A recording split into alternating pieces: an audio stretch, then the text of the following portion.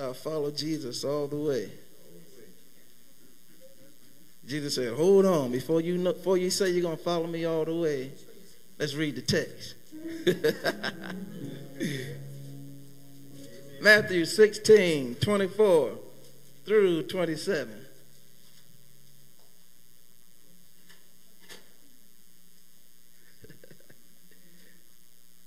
Amen. And it reads, Then saith Jesus unto his disciples, If any man will come after me, let him deny himself and take up his cross and follow me. For whosoever will save his life shall lose it. Whosoever will lose his life for my sake shall find it. And what is a man profited if he shall gain the whole world and lose his soul? Or what shall a man give in exchange for his soul? For the Son of Man shall come in the glory of his Father with his angels, and then he shall reward every man according to his works.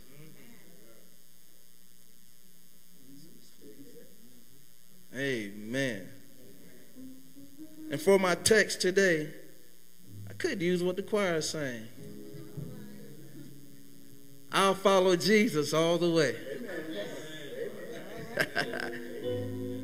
I'll follow Jesus all the way.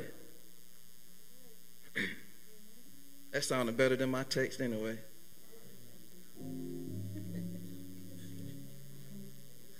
The cross is the symbol of Christianity. Christianity is often criticized because the message of the cross is so widely publicized and widely accepted.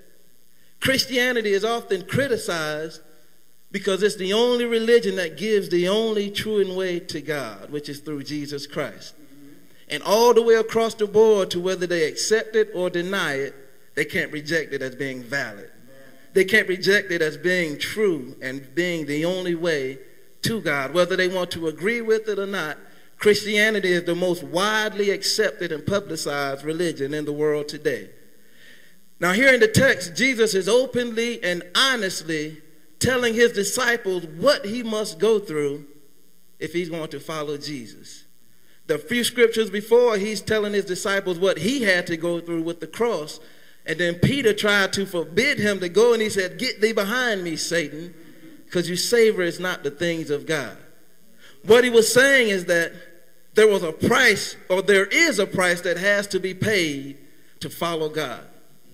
If we're going to follow Jesus all the way, we've got to first deny ourselves, take up our own personal crosses, and follow Jesus all the way. When Jesus was ready to give us a sign of Christianity, he gave us the cross. And then he said, if you're going to follow me, deny yourself. And after you deny yourself, then take up the cross and follow me all the way. See, he knew that the cross was the process and the crown was the promise. So he didn't say, take up your crown and follow me, because he didn't want to put the promise before the process. He put the process first, because you can't enjoy the crown if you can't endure the cross. Are you hearing what I'm saying to you? There is a process that each and every one of us has to go through before we can obtain the crown of promise. Now, Jesus says in the book of James 1:12, Blessed is the man that endures temptation, because his reward is he's going to receive a crown of glory. He's going to receive the crown of life, which God has already promised to him. What that is saying is that the crown has already been promised to us, but we have to be processed to the promise. He's not just going to lay up the crown and allow us to obtain the crown. There's a process that we have to go through to get to the crown of life. The cross symbolizes the way that we carry the weight and the burden of ministry, even in the midst of pressure and trials and tribulations. The cross symbolizes the way that we finalize one level of existence and ascend to another level of existence. The cross symbolizes crucifying your flesh. The cross symbolizes mortifying the deeds of the flesh, because you cannot properly take up your cross unless you crucify your flesh. You cannot properly take up your cross and follow Christ until you mortify the deeds of the flesh. There is no way that we can follow God in the fullness of his glory and the fullness of his holiness with our flesh out of control. There is no way that we can take up our cross and follow God in the way that we're supposed to until we mortify the deeds of the flesh, because your flesh will always act unseemly. Your flesh will always act in a way unbefitting an ambassador for Christ. Your flesh will always act in a way that will say something different than what you proclaim if you don't mortify the deeds of your flesh. If you don't put your fleshly desires on the cross daily. We should die to ourselves daily that Christ may be glorified in our lives. So those little idiosyncrasies and the little white lies and the little things that we go through every day, God is saying it's time to crucify those things, deny yourself, take up the cross, and then follow me. Are you hearing what I'm saying to you? He says first you have to deny yourself. There are worldly pleasures that we get into and engage in on a daily basis that we have to deny ourselves the pleasure of. Certain things are not necessarily that bad, but in order to walk with Christ, we've got to deny ourselves even of the smallest pleasures sometimes. Every pleasure is not a sinful pleasure, but every pleasure is not a godly pleasure. And he's saying we must first deny ourselves before we can take up the cross and follow him all the way. We will find that in carrying our cross, we are often misunderstood, mistreated, and abused.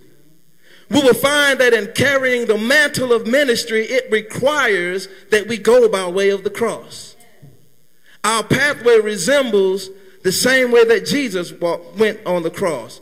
He marched up Golgotha Hill with a heavy cross on his back, and everybody around him, even though he was in process, was misunderstanding him, mistreating him, and misusing him. Everyone around him was jeering him, and it was kicking him and beating him and spitting on him. They didn't realize that he was in process. But they could not know who he was, because had they known that he was a king, even under all that mess, they wouldn't have processed him into glory. Are you hearing what I'm saying to you? In your process, you are protected from other people knowing your purpose. In your process, you are protected from other people knowing your purpose.